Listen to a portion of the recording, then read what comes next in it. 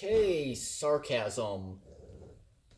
So last time we were talking about certain rhetorical devices, and it started out these are uh, thinking mistakes or tricks that devious people play, and then we transitioned to those same structures can also be the foundations of giving a good compliment as opposed to a boring compliment.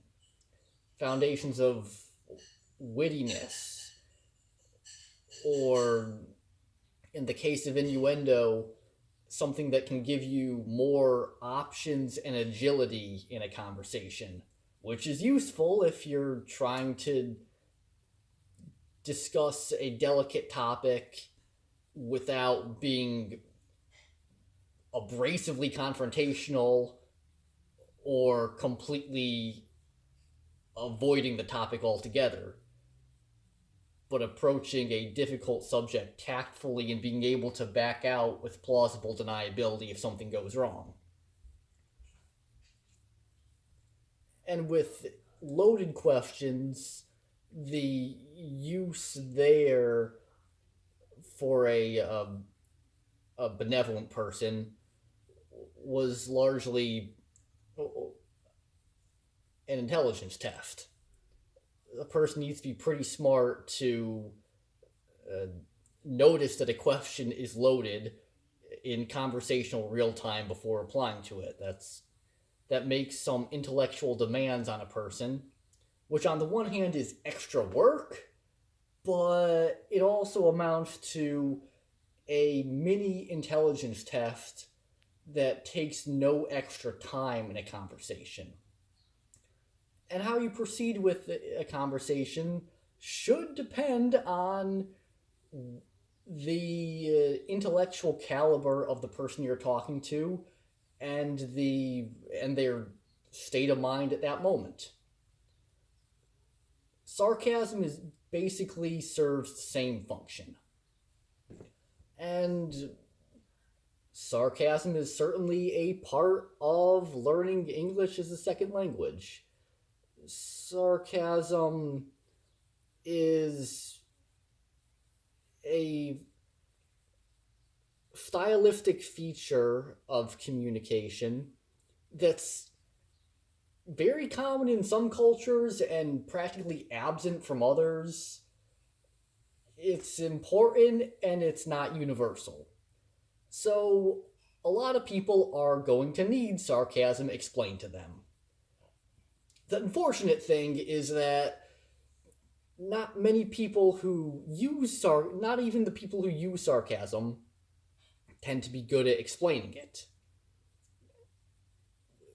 It might be part of someone's implicit culture and implicit grammar, but that doesn't mean they can explain it well. 8-year-olds can speak their native language pretty grammatically, but that doesn't mean they're good at explaining the rules of that grammar. So, sarcastic Westerners tend to do a pretty bad job of explaining sarcasm, which is not a good situation for their students. So I'm going to try to explain sarcasm. Hopefully, I'll do a good job of it. Hopefully, my theory of sarcasm is correct.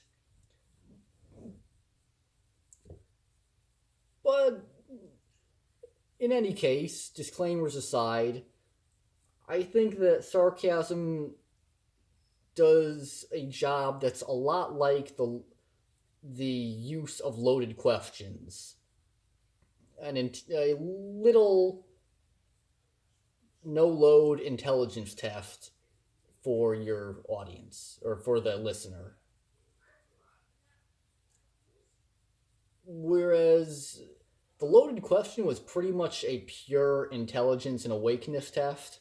See if they notice that the question's loaded before responding with a yes or no. Sarcasm is a little less neat. It's got one more thing wrapped in with it. rapport. How well does the person you're talking to know and care about you? So it's not a precise diagnostic, it's more sensitive than specific. But still, it can be useful. Okay, so we described what sarcasm is for, at least in my opinion. Now might be a good time to move to another venue where my head isn't as bright as the sun. It's a nice sunset, but not when you have to stare at my chrome dome. So, slight change of venue. And now that we know what sarcasm's for, or at least I've made certain claims about what sarcasm's for, again, what is it? What's its mechanical substance, not its teleological goal? Okay, so at some level, sarcasm is very simple. It's when you try to convey an idea by using words that mean the literal opposite. Sarcasm is opposite speech. Okay, that's sort of simple. Not so simple is the question of why do people think that sarcasm is useful? Because if your goal is just information transmission, saying the opposite of what you mean doesn't sound like the smartest way to go about it. There's legitimate risks of miscommunication.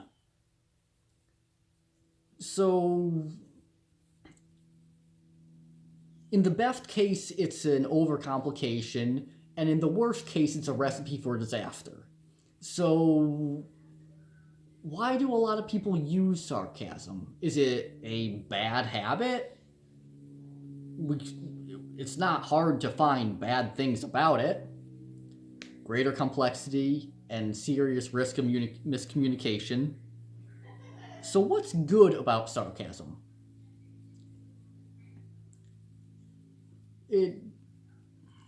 Intelligence tests and awakeness tests and rapport tests. It gives you some information about the person you're talking to. Okay, I've made that big claim. Now can I describe the process by which sarcasm accomplishes that? Yeah, it's going to take a little while, but we'll do it. So sarcasm is opposite speech. And opposite speech is basically lying. We're going to derive sarcasm from lying. Sarcasm is basically a special case of lying where you say very clearly, drawing attention to it, not trying to slip it in there, you make an obvious lie. Sarcasm only works when the person listening to you catches you in that lie. And you expect that they are going to catch you in it. You trust that they know the situation well enough, know you well enough, are awake enough, and are generally intelligent enough to catch you in that lie. If they don't catch you in that lie, then something's gone wrong, sarcasm's failed, alarm bell goes off.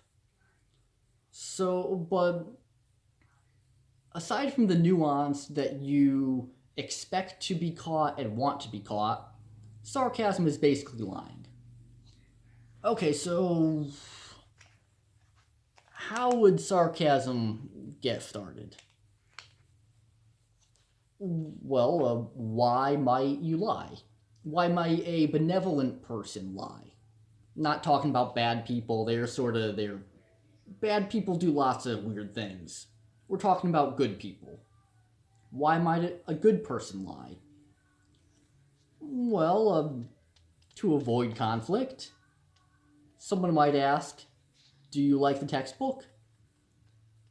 Maybe I really dislike the textbook, and I could talk for half an hour about reasons why that book is horrible. But I get the feeling from the person who asked that they're busy and uninterested and don't actually want to spend half an hour evaluating the issue of whether or not the textbook is actually good. They just want to get to their next meeting and they're sort of checking and saying hi.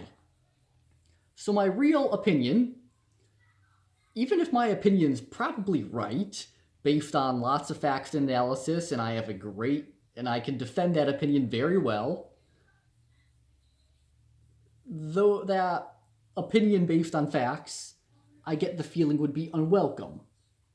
So unless I want to actually fight about this issue and win the argument by presenting a bunch of rational arguments, but I think the other person's in no mood for a long round of rational argumentation. So if I say, no, I hate the book, I'll probably just have offended them, and we might not get through the long explanation of why I hate the book and everyone else should too. And if we don't get through that derivation, then I hate the book is just an offensive statement and I get in trouble. Seeing that the activity of rational argumentation by which my way becomes clearly seen as the right way isn't going to happen, and I also don't want to get into trouble, the only other option would be to lie. Yes, I think the book's great. Yeah, it's fine. So one might lie for self-preservation reasons, even if you're generally a good person. Lying for self-preservation. Self-preservation is one main use case for lying, even with relatively good people. Okay, so with that example, we had two people involved. A questioner, do you like the textbook? And a responder, no, I'm not going to say my real answer, I'm going to lie. Questioner and a responder. Now let's imagine there's a third person, just an observer. Someone, they don't have to say anything, they're just listening. Now let's imagine that the questioner and the observer are two very different people who have very different relationships with the responder. The questioner, dumb person in a hurry, doesn't actually want to engage in the investigation and rational argumentation to vet the quality of the book.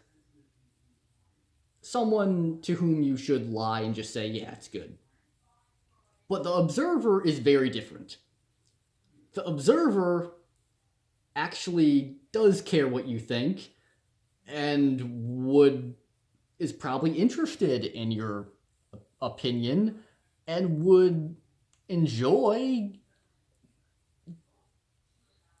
investigating the merits and demerits of the book and actually hashing through the issue.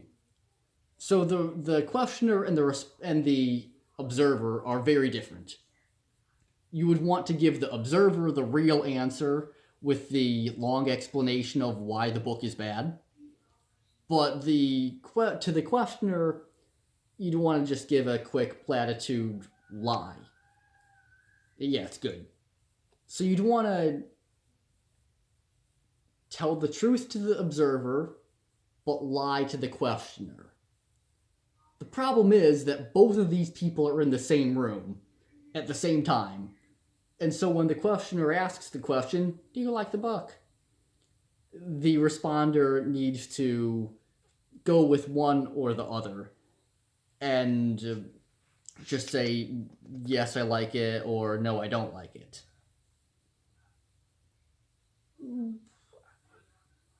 How you would practically handle this is not all that hard.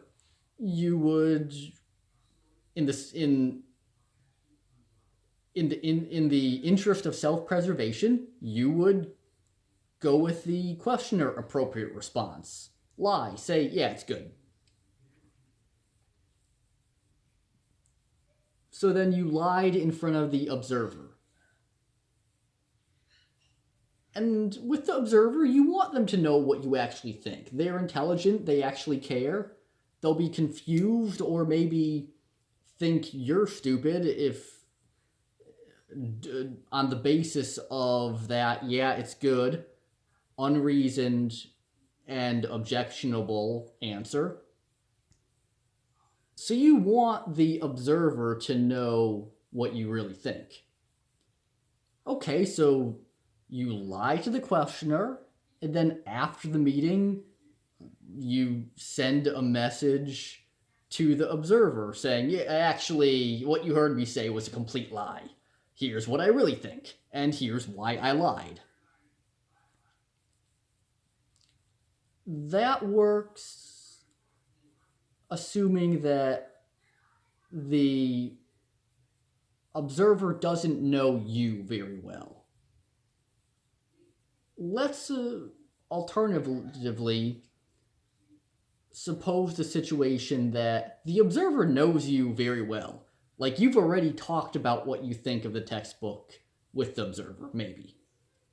Or the observer also read the book and they're smart. They probably came to the same opinion that you did. So the observer knows you, knows the issue, the book. The observer knows they're on top of things. Would you bother making that actually I lied, here's what I really think, correction to an informed observer? It might not be required, because they probably know the stuff anyway. They probably know what you really think, so they don't need you to explain it to them. And I'm going to go further to say that explaining the lie to the observer is not only not required, it's not a good thing to do at all. Let's say the observer knows what's going on. They know you, they know the book. They know you know that they know. But then you write a correction to them anyway. What would that imply? That would imply one of several things. Maybe that the observer is ignorant of the textbook. So the observer's not paying attention to his job, he's not diligent, not an expert, not up on current events, he's lazy. Or that maybe the observer knows the textbook, but he doesn't know you. Doesn't know that you also understand that the textbook's stupid. So if you write that correction to the observer, then you're implying that the observer is not familiar with you. Well, if you're close colleagues and friends, implying that the person that he doesn't know basic stuff about you and how you think and your opinions, that would imply that you're not friends, that you're not close colleagues, that he doesn't know, that you think that you guys aren't friends.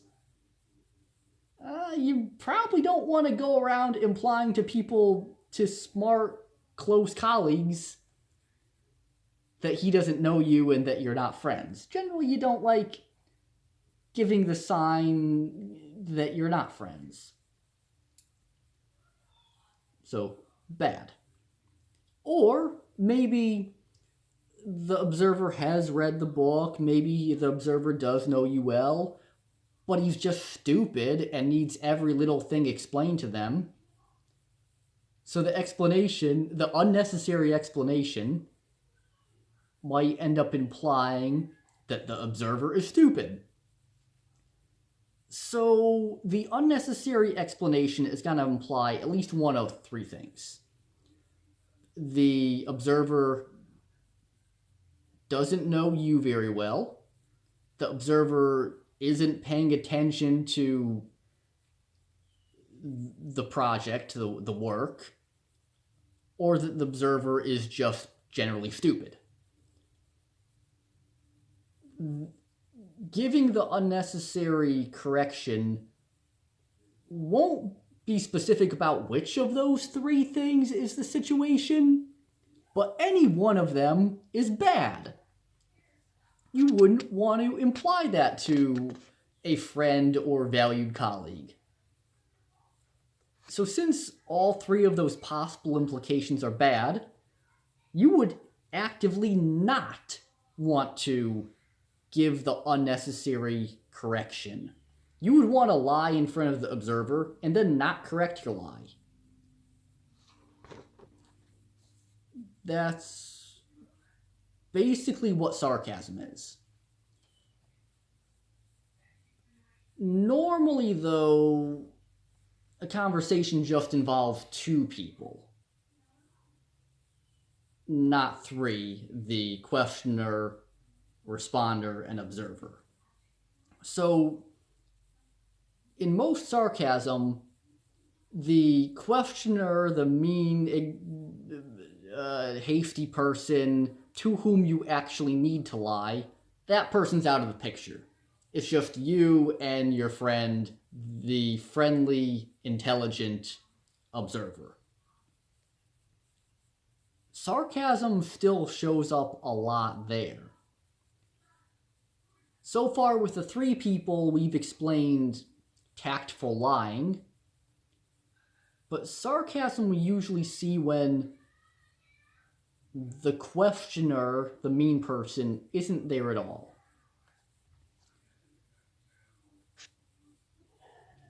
By not giving the superfluous explanation, you're not implying that the person is stupid, not paying attention to the situation, or ignorant of you, their friend. By not giving that extra explanation, you're not making one of those three insults. So with a double negative, by not giving the correction, you're sort of making a compliment. I think that you're smart enough, paying attention to the issue enough, and familiar enough with me to know a lie when you see them. That explanation I was going to give you, I trust that you're smart enough that you have that already figured out and don't even need me to spell it out for you. I trust that you're smart and that you're familiar with me. You're a capable person and we have a good relationship. So with sarcasm, there's actually a bit of sign of respect for both the relationship and the competence of the other person. Sarcasm's actually a sign of friendship and respect? Usually people say sarcasm is abrasive and disrespectful. I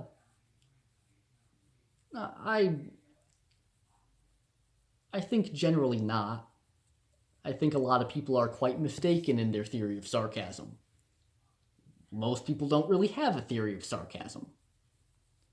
I think it's a subtle compliment. So sarcasm, okay, it's a very veiled compliment, but also it's a diagnostic. So you're using a lot of sarcasm, speaking in opposite speech, when the person follows the conversation despite the opposite speech. They know that you think that they're smart enough and familiar enough with you to do okay with opposite speech. You're demanding that they be familiar with you and intelligent and paying attention, and they meet those demands. You're making expectations of them, and they're meeting those. And they can only meet them if they know you pretty well and are smart.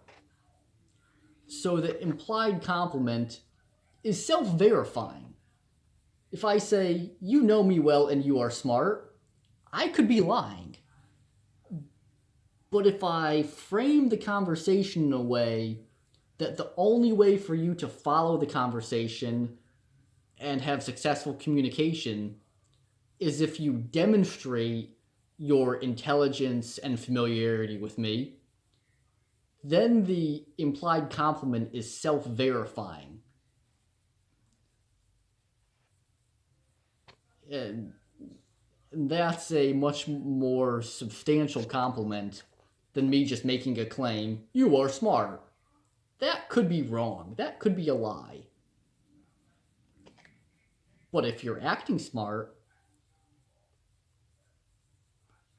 that's self-verifying. But what if the expectation is not met? What about then? Well, sarcasm is a good idiot detector / the person doesn't know or care about you detector / the person is just fatigued or multitasking detector. And knowing if any of those alarm bells are ringing is good. We'd like to figure out which one exactly, but figuring out which one exactly is a later piece of diagnostics that you can do later. Figuring out what exactly the problem is comes after deciding that there is a problem at all. So we said there's like 3 things that can go wrong. 2 of them are a lot worse than the one other one. If someone's just generally stupid, that's a major thing. If the person who you thought knows you well doesn't know you well, that's another major thing. If the person is just tired or a little distracted, multitasking, that's no big deal. So we have 2 major alarm bells, but then we have this third one that's not a real issue, it's a confounding variable. Getting rid of that third one is a goal that shapes the form of sarcasm. So let's get into an example. Let's say we're at a fast food place, we're in the drive-thru, we're ordering food. Would you like fries with that? And let's assume that I actually hate French fries. A pretty weird opinion, but an opinion. If I tell the restaurant employee, yeah, I love fries, give me a large, they're probably going to add a large fries to my order. The employee might be paying attention and smart, but they don't know me. There's no way that they would know that I'm being sarcastic when I say, hell yeah, give me a large, I love fries. Because most people do like French fries. The report requirement is not met when talking to the restaurant employee that you don't know. So you wouldn't want to be sarcastic there. Now let's say that you're not placing the order yourself. You're in the car with your friend, and your friend's placing the order. And your friend asks you, hey, the employee asks your friend, do you want fries with that? And your friend passes along the question to you. Do you want fries with that? Your friend should know you pretty well. And your friend should not have to ask the question to you because they know from prior experience your opinion of French fries. They know you hate French fries, therefore they shouldn't need to ask you. One way to handle it would be to say, "What are you, stupid? Do you not know me? You know I hate French fries. Or you should know, unless you're stupid or unless you don't care about me." However, that would be abrasive and insulting, which is why we have rhetorical power tools like sarcasm. A better way, a less abrasive way to handle that situation while still conveying the same information to your friend would be to reply sarcastically with a yes. "Hell yeah, I love French fries. Give me a large."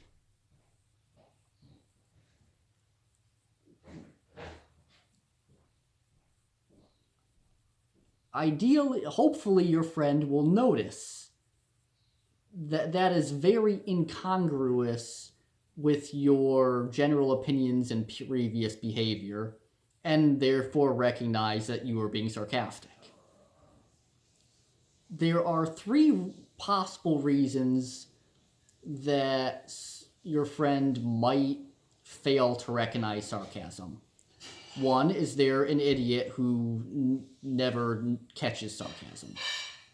And you probably want to know if your friend is an idiot. A second one is your friend doesn't know or care about you very much, and so just plain doesn't know that you actually hate French fries. You'd want to know if your friend doesn't actually know or care about you much.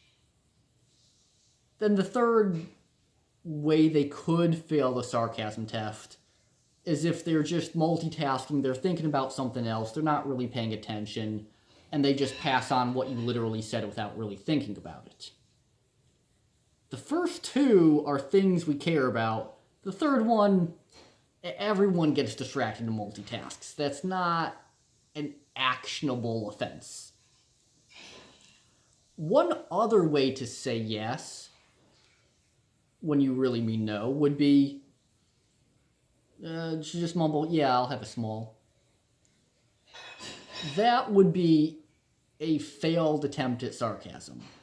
"Hell yeah, I love fries. Give me a large." Would work, but the normal, "Yeah, give me a small," would not work as sarcasm.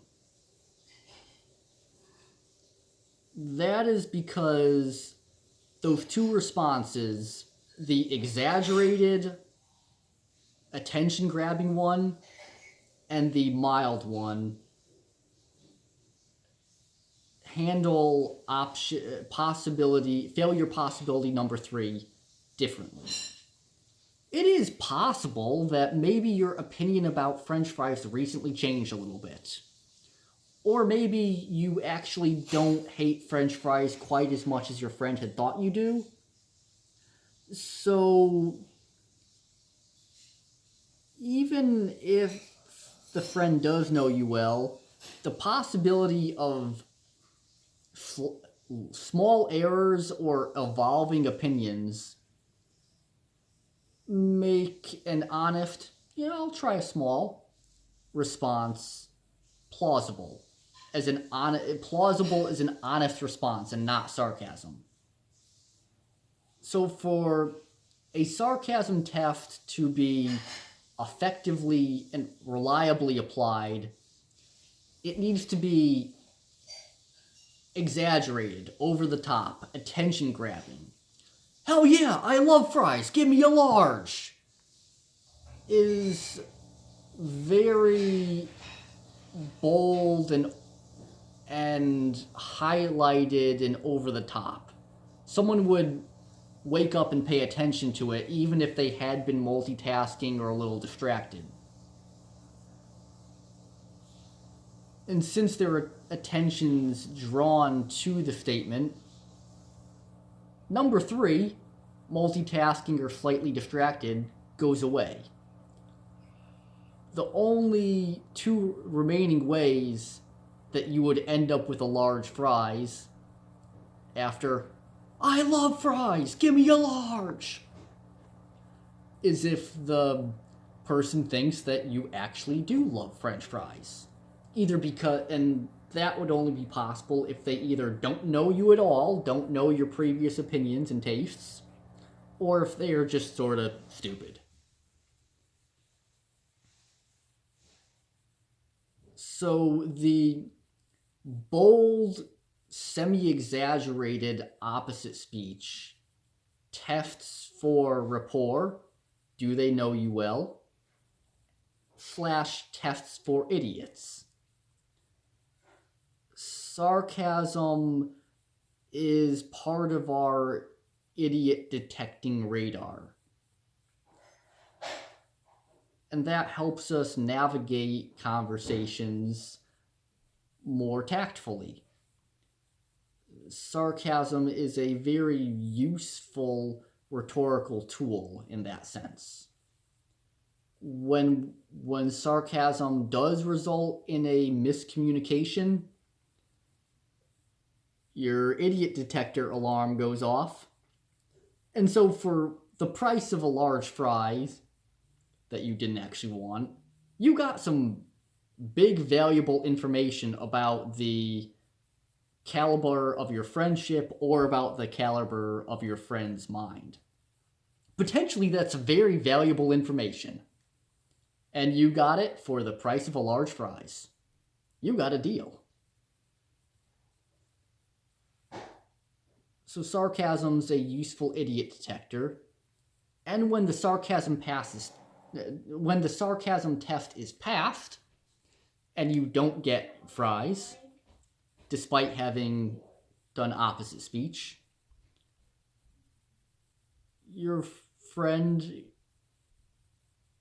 gets the smiley implied compliment that he is sufficiently smart, sufficiently paying attention, and knows you well enough.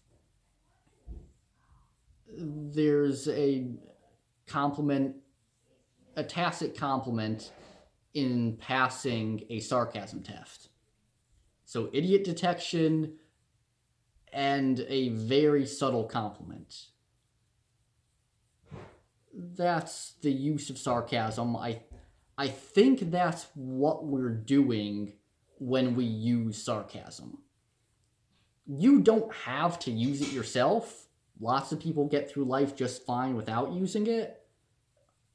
However, when speaking in English to many of us people of Northern European heritage, especially to some British or northeast of the US Yankee people like me, we use a lot of sarcasm. And so if you don't understand sarcasm, well, you'll probably look like you're not paying attention to the situation, ignorant of the relationship, or just stupid in general. It'll look bad if you fail sarcasm tests. So it's good for you to at least know what we're doing. You don't have to use sarcasm yourself, but you do have to be able to navigate sarcasm successfully. And by now, you understand sarcasm, which puts you ahead of even most native speakers who use it a lot. As I've said once or twice, a competent non-native can be better at a language than a native speaker. The native speaker just sort of goes and blah, blah, blah, he talks. He might not be able to describe his process. The native speaker might not have much metacognition about their use of the language. Whereas a competent adult second language learner has had to do a lot of metacognition about their use of the language. And so the competent foreign speaker could do a better job than the garrulous native. hopefully you'll speak English better than I do someday soon. But we're done with sarcasm. That's not an easy one, but if you can get that, then you're really getting somewhere. Okay, talk to you later.